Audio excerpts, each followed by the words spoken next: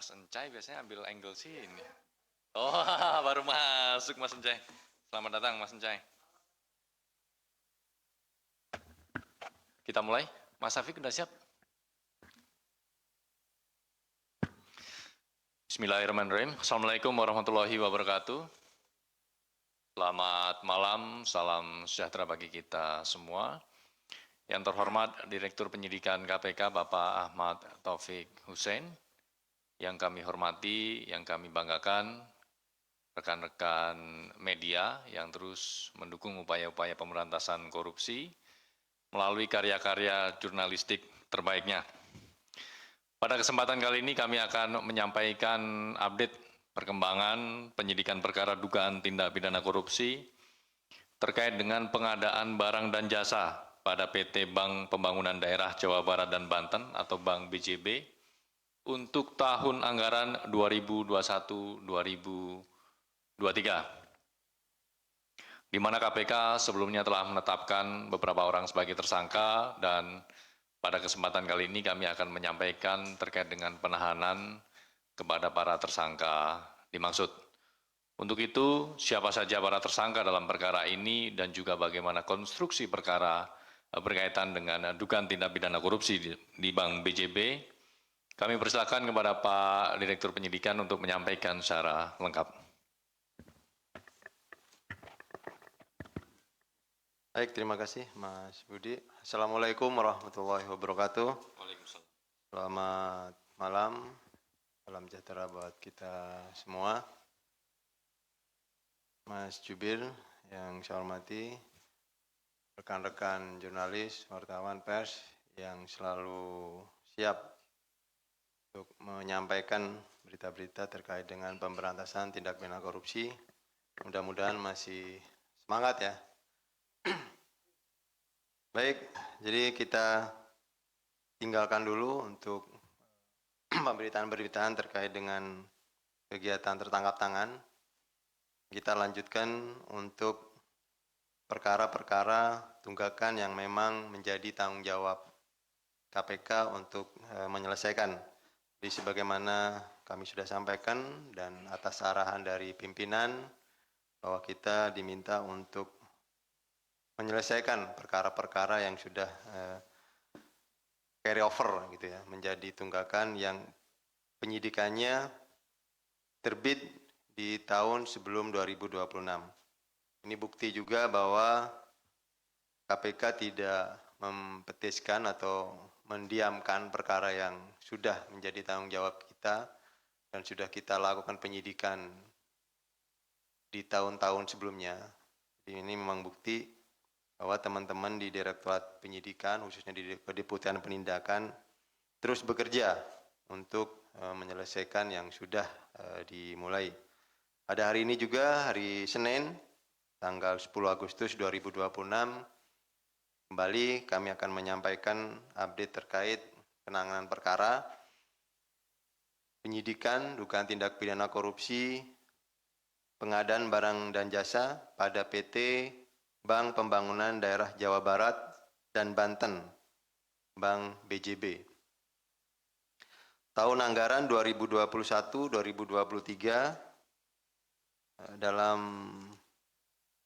kegiatan berupa placement iklan yang hari ini kita lakukan penahanan untuk kita segera selesaikan untuk proses pemberkasannya dan kita akan segera limpahkan ke tahap berikutnya. Dalam perkara ini, sebelumnya pada tanggal 13 Maret 2025 KPK telah menetapkan 5 orang sebagai tersangka, yaitu yang pertama Saudara YR, selaku Direktur Utama PT Bank BJB tahun 2019 sampai dengan Maret 2025.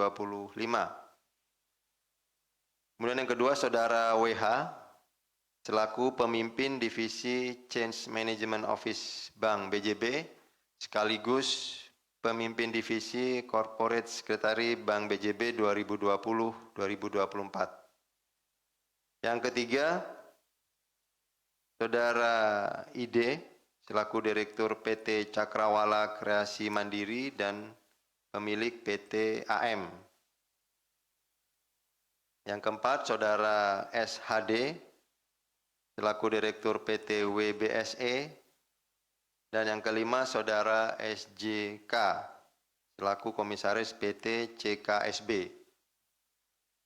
Para tersangka disangka telah melanggar ketentuan pasal 2 ayat 1 atau pasal 3 Undang-Undang 3199 tentang pemberantasan tindak pidana korupsi.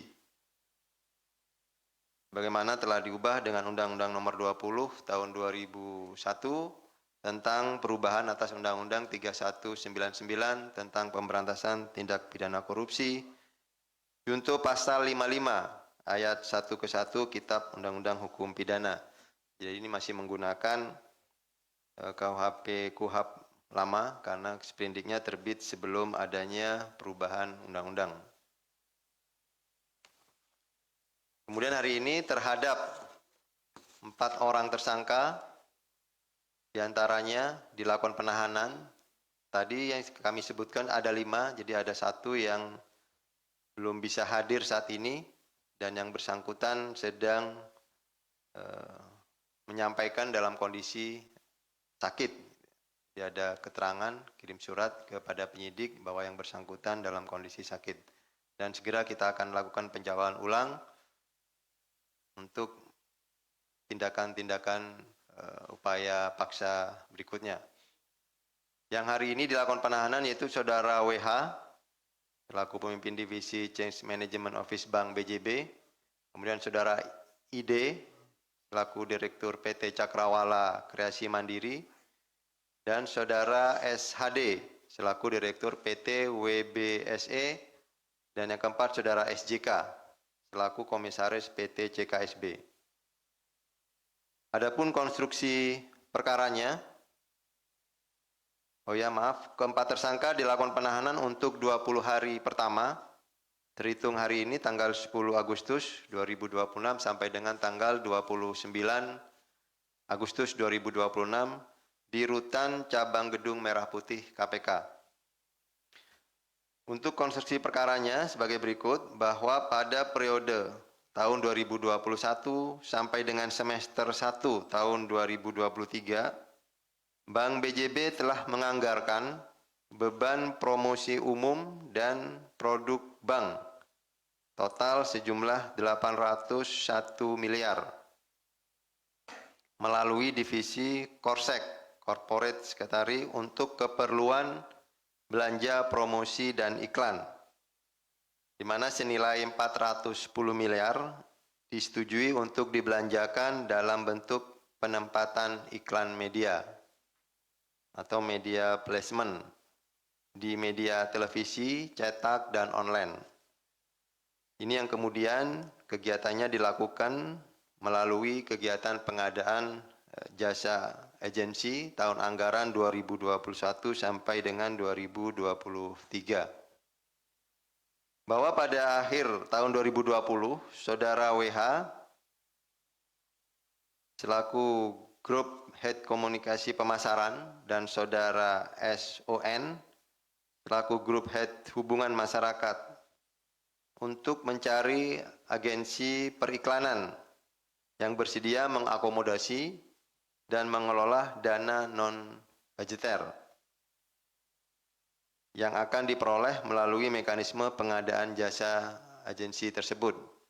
Jadi memang diniat dari awal bahwa kegiatan tersebut Bank BJB akan meminta sejumlah dana yang kemudian ini dana dikelola dengan non-budgeter untuk keperluan-keperluan di luar yang memang ditentukan oleh Bank BJB. Bahwa kemudian untuk memuluskan skema tersebut, Saudara WH juga memerintahkan Saudara IM dan Saudara SON untuk memecah paket pekerjaan pengadaan jasa agensi tersebut menjadi 2 kategori, yaitu di bawah 200 juta dan 200 juta sampai dengan 1 miliar. Jadi hal ini dilakukan untuk menghindari mekanisme tender secara terbuka atau lelang terbuka. Karena di bawah 1 miliar itu dilakukan pengadaan dengan cara PL atau penunjukan langsung. Setelah IM dan SON menyanggupi permintaan dimaksud, Saudara WH melaporkan hal itu kepada Saudara YR selaku Direktur Utama PT Bank BJB tahun 2019 sampai dengan bulan Maret 2025. Atas rencana tersebut, Saudara IM dan Saudara SON selanjutnya menghubungi beberapa rekanan agensi yang sebelumnya pernah bekerja sama dengan Bank BJB, yaitu Saudara ID selaku Direktur PT CKM dan pemilik PT AM, Saudara SHD selaku Direktur PT WBSE dan Saudara SJK selaku Komisaris PT CKSB. Selanjutnya, menyampaikan terkait adanya kebutuhan Bank BJB untuk mengakomodir permintaan dari pihak eksternal yang harus disiapkan melalui dana non-budgeter. Disinilah permulaan adanya persekongkolan atau pemufakatan jahat antara pihak Bank BJB dengan pihak agensi. Kemudian pihak agensi diminta untuk menganggarkan dana non-budgeter tersebut dan menyiapkan apabila terdapat kebutuhan sewaktu-waktu yang diminta oleh Bank BJB, baik untuk kebutuhan direksi dan kebutuhan pihak-pihak lain. Adapun Saudara IM, SON dan SJK selanjutnya masing-masing diminta untuk menyiapkan 2 buah perusahaan jasa agensi sehingga paket pekerjaan dapat dipecah kembali menjadi lebih banyak. Jadi tidak hanya 1 perusahaan agensi saja. Selanjutnya, Saudara ID mendaftarkan PT AM dan PT CKM, SHD mendaftarkan PT WBSE dan PT BSCA, dan Saudara SJK mendaftarkan PT CKSB dan PT CKMB untuk menjadi agensi yang akan memperoleh pekerjaan pengadaan jasa tersebut. Jadi masing-masing tersangka yang pihak swasta tadi kemudian membawa perusahaan-perusahaan pendamping atau pinjam bendera untuk kemudian diikut sertakan dalam proses pengadaannya. Bahwa kegiatan pengadaan jasa agensi iklan tahun 2000 tahun anggaran 2021 dilaksanakan pada awal Januari 2021 oleh panitia pengadaan Bank BJB yang dipimpin oleh Saudara JS selaku pemimpin divisi umum. Pada proses tersebut diketahui terdapat pelanggaran atas ketentuan pengadaan barang dan jasa yang dilakukan, antara lain harga perkiraan sementara atau HPS dari kegiatan pengadaan jasa agensi iklan bukan merupakan nilai pekerjaan, melainkan persentase fee agensi. Berikutnya, Divisi Korsek juga membuat memo permohonan pengadaan jasa agensi kepada Divisi Umum yang berisi rekomendasi 3 calon penyedia dengan mengarahkan kepada salah satu penyedia jasa.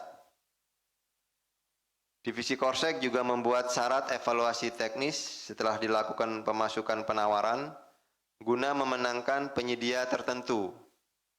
Padahal ini tidak diperbolehkan karena syarat pengadaan jasa agensi harus diinformasikan sebelum pemasukan penawaran. Jadi pada saat sudah penawaran masih diberikan syarat-syarat tertentu untuk menggugurkan penyedia yang lain. Berikutnya, Divisi Korsek juga memerintahkan panitia pengadaan agar tidak melakukan verifikasi dokumen penyedia agar hal ini dipahami oleh penyedia untuk mengakomodir perusahaan-perusahaan yang lain, perusahaan-perusahaan pendamping tadi, dan yang ini tidak sesuai dengan aturan yang ada mengenai ketentuan pengadaan barang dan jasa di lingkungan BJB.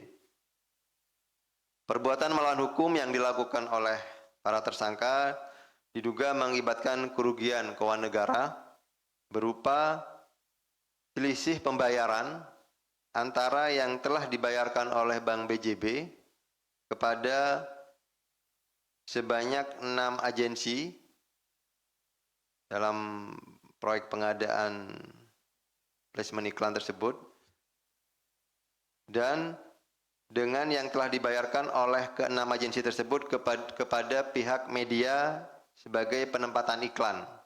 Jadi selisih antara pembayaran Bank BJB mestinya langsung bisa dibayarkan ke pihak yang media yang mengiklankan begitu. Sehingga potensi atau penghitungan sementara, karena sedang dilakukan penghitungan saat ini juga dengan teman-teman dari BPK, total kerugian keuangan negara dari penghitungan selisih tadi mencapai sekitar 223,6 miliar.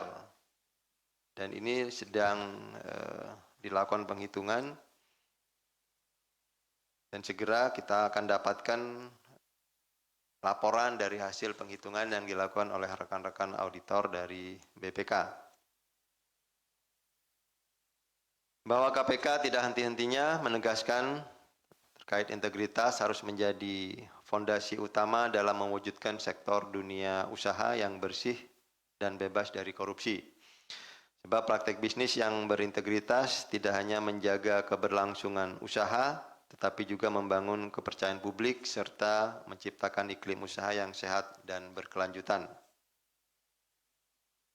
Melalui Direktorat Anti Korupsi Badan Usaha atau AKBU, KPK juga terus mendorong terciptanya ekosistem bisnis yang bersih dan berintegritas, salah satunya melalui program Panduan Cegah Korupsi atau PANCEK yang mendorong perusahaan memperkuat penerapan tata kelola perusahaan yang baik atau good corporate governance, sekaligus membangun budaya anti korupsi di lingkungan usaha. Hingga saat ini program PANCEK juga telah diterapkan oleh sebanyak 3.470 perusahaan sebagai bentuk komitmen dunia usaha dalam memperkuat tata kelola, mencegah praktek korupsi, serta membangun iklim bisnis yang berintegritas. Jadi artinya pencegahan pun juga sudah kita lakukan melalui Direktorat AKBU. Hal ini karena KPK memandang BUMD juga memiliki peran strategis dalam memberikan kebermanfaatan bagi masyarakat, hingga penguatan integritas dan tata kelola BUMD menjadi penting agar setiap sumber daya dan aset yang dikelola dapat memberikan manfaat sebesar-besarnya bagi daerah dan masyarakat, sekaligus mendukung pembangunan yang berkelanjutan. Demikian yang bisa kami sampaikan untuk update penanganan perkara Bank BJB, yang tentunya ini juga menjadi bukti komitmen kita terkait perkara-perkara yang menjadi tunggakan atau carryover segera akan kita selesaikan. Demikian, terima kasih. Saya kembalikan kepada Mas Jubir. Wassalamualaikum warahmatullahi wabarakatuh. Terima kasih Pak Didik yang telah menyampaikan terkait dengan penahanan keempat tersangka dalam perkara BJB, yaitu Saudara WH, Saudara ID, Saudara SHD, dan Saudara SJK untuk 20 hari pertama terhitung sejak hari ini tanggal 10 Agustus 2026 sampai dengan tanggal 29 Agustus 2026, di mana penahanan dilakukan di Rutan Cabang Gedung Merah Putih KPK. Baik, rekan-rekan media, kita akan buka sesi tanya jawab untuk sesi pertama khusus terkait dengan perkara ini. Kami persilahkan. 1, Mas Raihan, 2, Mbak Satsya. Pas ini, 2 sisi. Silakan, Mas Raihan, kesempatan pertama. Tes. Selamat malam Pak Taufik, Mas Budi. Malam, Mas Ren. Saya mau tanya terkait Yudi Renaldi ini. Kan hari ini kan mangkir gitu dengan alasan bahwa dia sakit gitu. Nah, apakah nantinya ketika nanti pengacara dari Yudi mengajukan apa istilahnya itu penangguhan penahanan gitu, itu dari KPK langkahnya seperti apa gitu terkait penangguhan penahanan terhadap Yudi Renaldi ini. Terus yang kedua adalah peran dari Yudi ini sebenarnya seperti apa sih Pak? Dia kan dulu sebagai Direktur Utama Bank BJB gitu. Nah di dalam kasus ini peran spesifiknya seperti apa gitu? Karena dalam konstruksi kan hanya apa namanya sekedar cuman dijelaskan seperti itu aja lah gitu intinya. Mungkin itu aja Pak. Terima kasih. Baik, terima kasih Mas Rehan terkait dengan tersangka JR dalam perkara ini. Selanjutnya Mbak Satya. Selamat malam Pak Taufik dan Mas Budi. Mau tanya soal ini kan sempat disebut ada dua layer dugaan korupsi di sini. Yang pertama melibatkan Ridwan Kamil juga. Nah ini apakah setelah penahanan yang layer kedua ini akan diusut, itu pertama. Yang kedua KPK kan sering kayak karena pakai sprindik umum udah manggil Ridwan Kamil nih tadinya. Maksudnya sebelum penahanan. Nah ini nanti dalam proses setelah penahanan ini apakah nanti Ridwan Kamil juga akan dipanggil dalam kasus ini? Itu yang kedua. Yang ketiga kira-kira setelah penahanan ini ada pengembangan perkara lain yang terkait BJB nggak? Karena kan waktu itu kalau saya nggak salah pernah disebutkan ada dugaan korupsi lain di BJB terkait audit atau apa gitu saya lupa, tapi yang berkaitan dengan BPK, temuan BPK gitu. Nah ini apakah nanti akan didalami juga di dalam proses ini atau seperti apa? Itu aja, terima kasih. Terima kasih Mbak Satya. 3 poin terkait dengan peluang pengembangan perkara di perkara BJB ini. Ada lagi mungkin khusus terkait perkara ini? 1 Mas Aldov di belakang, 2 Bang Mario, langsung ke poin pertanyaan. Terima kasih Pak Budi dan Bapak Deputi Penyidik. Melihat perkembangan ini Pak, terlampau banyak ya Pak di tata kelola ini pelanggaran-pelanggaran untuk pengelolaan PANBEL ya, usaha dengan adanya kriteria penunjukan langsung, itu ada berapa ketentuannya yang bisa ditunjuk langsung ataupun yang dilelang. Ini sepertinya ini merupakan suatu perencanaan juga ya, kalau dalam kejahatan sungguh berat. Boleh tanya Pak Budi mungkin kira-kira dari tahun ini sudah ada berapa perkara di dalam pelanggaran di pengelolaan jasa ini yang telah dilanggar, dan mungkin dari sekian berapa perkara yang sudah masuk dalam penyidikan, mungkin kasusnya sudah sampai P21 atau yang dilimpahkan ke Tipikor, kira-kira berapa gitu Pak? Mungkin kalau kita melihat sekarang ditambah BJB, Bank BJB ini tambah lagi. Kayaknya itu lagi Pak gitu. Baik. Terima kasih Pak Budi. Baik, terima kasih Pak Aldov. Nanti statistik lengkapnya ada di website KPK juga di kpk.go.id ya Pak Aldov. Mas Mario, langsung bertanya. Iya, tes.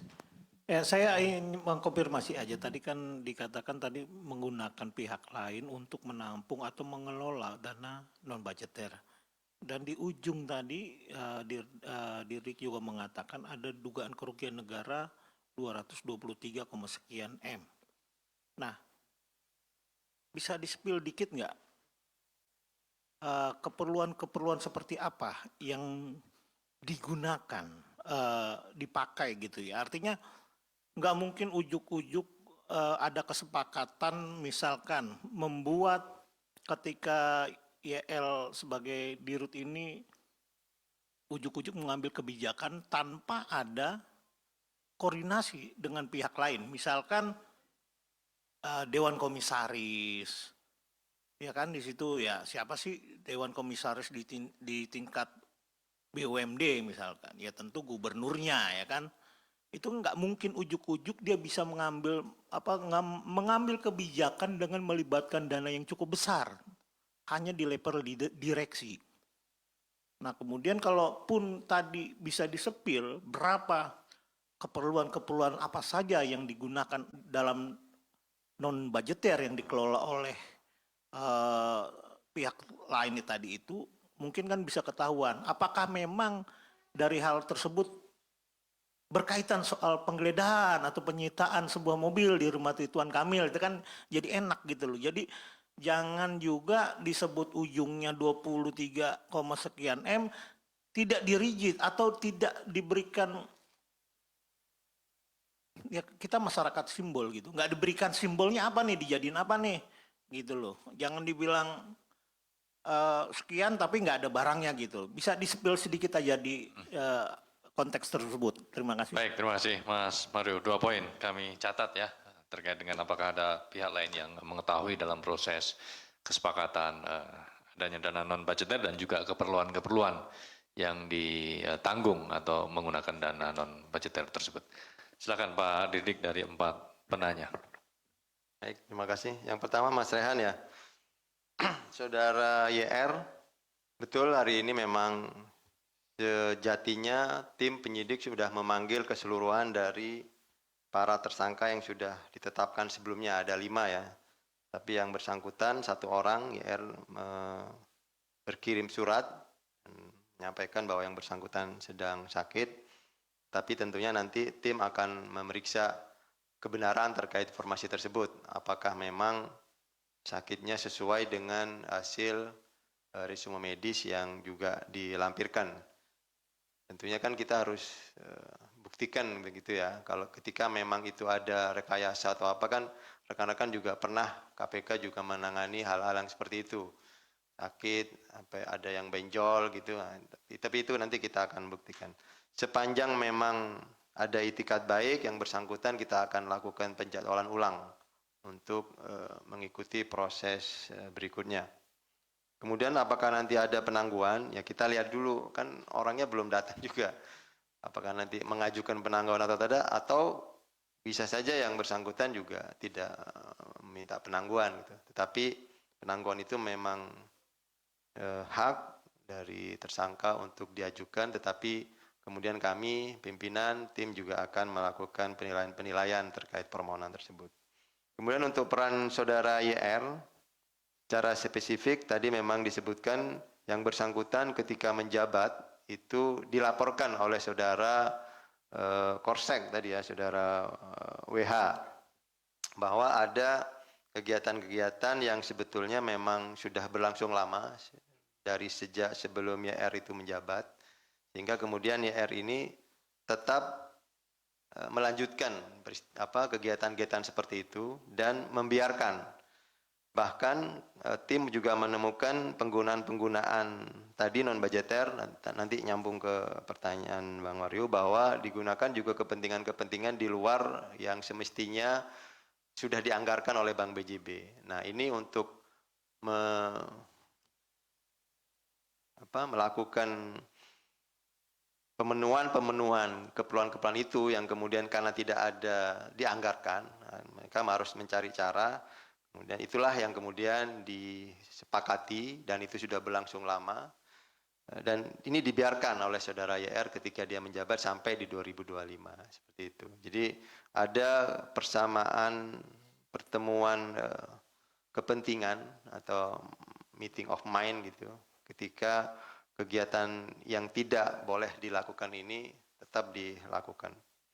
Itu ya Mas. Kemudian yang kedua untuk Pak Tasya, ini melibatkan pihak lain, saudara RK. Ya tentunya sudah dilakukan pemeriksaan-pemeriksaan terhadap yang bersangkutan. Hasilnya seperti apa? Karena ini memang fokus kepada yang 5 tersangka terlebih dahulu.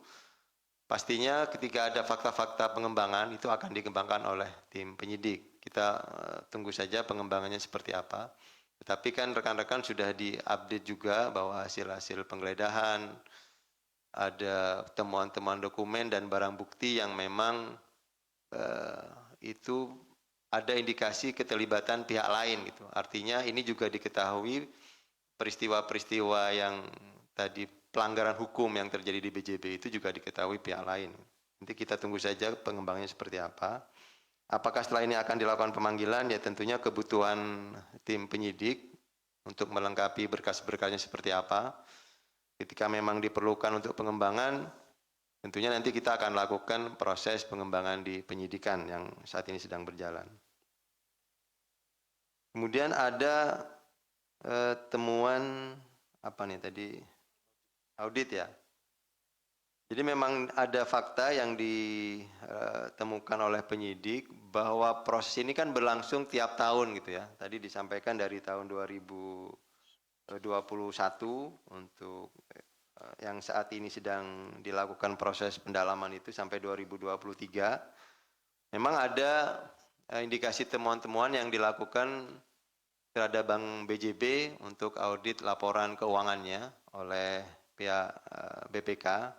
Nah, ini juga menjadi materi yang juga akan didalami nanti oleh tim penyidik, tapi kami belum bisa sampaikan saat ini karena memang sedang berjalan. Jadi nanti kita tunggu saja pengembangannya seperti apa. Dan tadi masuk ke, saya coba melompat ke pertanyaan dari Bang Mario terkait untuk hal-hal digunakan seperti apa begitu dana yang ditampung dan kemudian digunakan non budgeter. Salah satunya adalah terungkap bahwa ada pengurusan untuk temuan-temuan tadi. Itu Bang Mario. Jadi salah satunya adalah dana non budgeter ini digunakan oleh Bank BJB untuk mengurus temuan-temuan audit tadi yang diindikasikan ada perbuatan melawan hukum. Nah, nanti seperti apa dalamnya, karena ini masih berjalan, kami tidak bisa sampaikan detail.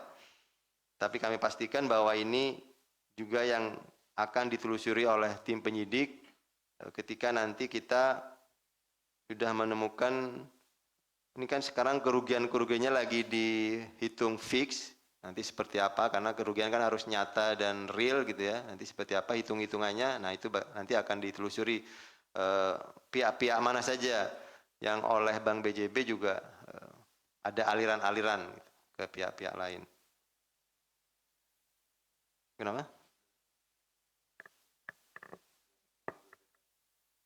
Nah, artinya ada fakta di proses penyidikan saat ini itu ada fakta-fakta bahwa kegiatan di BJB yang saat itu berjalan itu ada temuan pelanggaran perbuatan melawan hukum oleh hasil auditnya. Itu yang kemudian dilakukan pengurusan oleh Bank BJB dan digunakan salah satunya untuk itu, uang-uang dari hasil fee dari agensi tadi. Jadi digunakan salah satunya untuk itu. Tentunya ada keperluan-keperluan lain yang digunakan oleh Bank BJB terkait dengan kepentingan di luar operasional yang semestinya, gitu. Misalkan ada penggunaan untuk ke Pemprov, itu juga sedang didalami oleh tim. Kemudian juga ada aliran-aliran yang ditemukan diduga itu adalah pihak nomini. Nah, ini sedang ya diantaranya kita juga mendalami terkait itu, karena aliran-alirannya itu pakai pihak nomini. Jadi itu sedang ditelusuri. Apakah nomini ini ada kaitannya dengan pihak-pihak tertentu, itu yang sekarang sedang didalami. Kami belum bisa sampaikan secara detail, nanti kita tunggu saja perkembangannya. Karena ini sudah ditahan, tentunya ada masa waktu, ada batas waktu penahanan yang mesti disegerakan oleh tim penyidik. Artinya pengembangan-pengembangan itu nanti menjadi bagian yang akan dikembangkan. Kemudian ke Pak Adolf tadi. Ketentuan PBJ di Bank Jabar Banten ini ada dalam SOP-nya bahwa ada batas-batas di antara pengadaan yang di atas 1 miliar itu harus dilakukan secara lelang.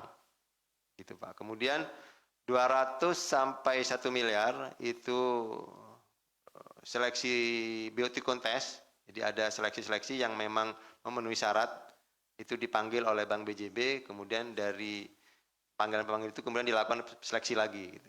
Beauty contest istilahnya. Nah, yang terakhir di bawah 200 juta, itu yang kemudian dilakukan penunjukan langsung.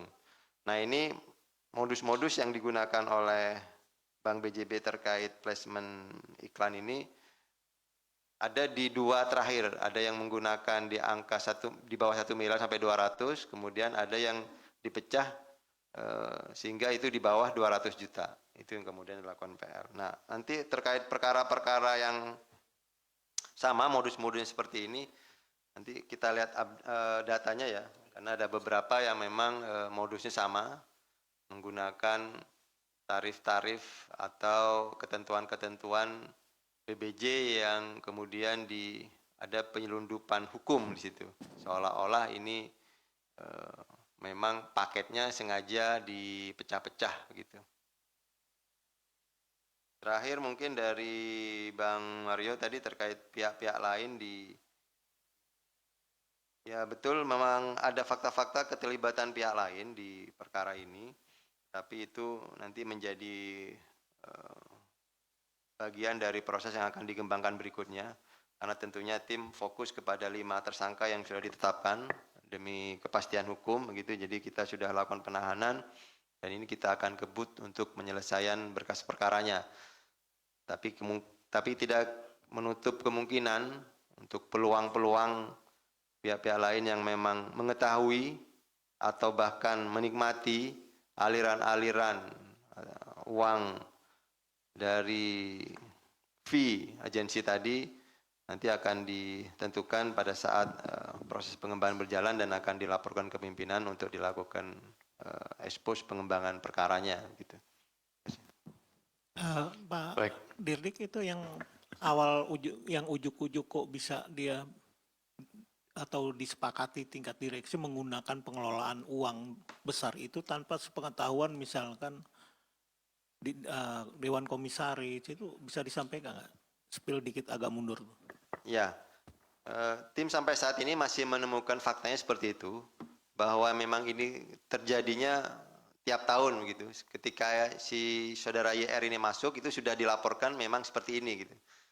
Dan itulah kemudian yang menjadi kenapa mensrea dari saudara YR ketika mengetahui ada perbuatan-perbuatan yang memang ada pelanggaran hukum di situ tidak sesuai dengan SOP Bank BJB juga, bahkan ada permintaan-permintaan yang juga kemudian dituruti dan juga diambil dari kegiatan-kegiatan ini, itu tentunya yang menjadikan dasar kemudian pengenaan tersangka terhadap saudara YR. Nah, bagaimana apakah nanti pihak-pihak komisaris atau dewan-dewan direksi yang lain mengetahui, tentunya akan diikuti nanti coba di pengembangan penyidikan yang saat ini berjalan, Bang Muryo. Karena pasti pihak-pihak yang lain kan juga dilakukan pemeriksaan ya, tapi kita belum bisa sampaikan saat ini karena ada permintaan dari tim penyidiknya juga untuk hal-hal yang akan secara strategis nanti untuk pengembangan penyidikan ke depan ini belum bisa disampaikan secara terbuka gitu.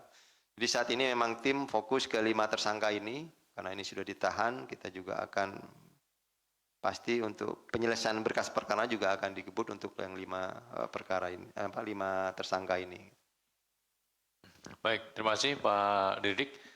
Nanti Pak Adolf bisa cek juga di website KPK ya, kpk.go.id. Nanti di situ ada statistik soal jenis-jenis korupsi, angkanya berapa saja, kami lengkap sampaikan di sana secara terbuka. Baik, sesi terkait dengan perkara ini sepertinya semuanya sudah tuntas, begitu? Kita beralih ke sesi berikutnya untuk isu atau perkara lainnya. Kami persilakan. Yang belum dulu, Mas Sabir.